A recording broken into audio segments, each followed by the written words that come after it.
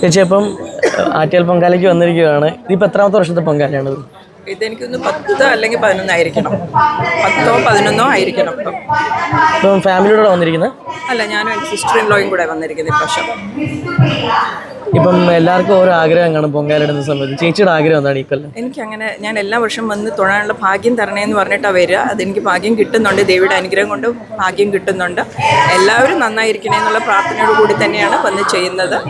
അല്ലാതെ പ്രത്യേകിച്ച് അങ്ങനെ ഞാൻ ഇതിനു വേണ്ടി പൊങ്കാല ഇടുന്നു, അതിനു വേണ്ടി പൊങ്കാല ഇടുന്നു അങ്ങനെയുള്ള ഒരു നേർച്ചയായിട്ട് ഞാൻ വരാറില്ല. ഞാൻ വരാൻ പറ്റുന്നു, ഇടാൻ പറ്റുന്നു, അതിൻ്റെ വലിയ കാര്യമല്ലേ. ആ ഒരു ഭാഗ്യമായിട്ട് ഞാൻ കണക്കാക്കുന്നുള്ളൂ. ചേച്ചിയുടെ ജീവിതത്തിൽ അമ്മ കൊണ്ടുവന്ന മാറ്റങ്ങൾ എന്തൊക്കെയാണ്?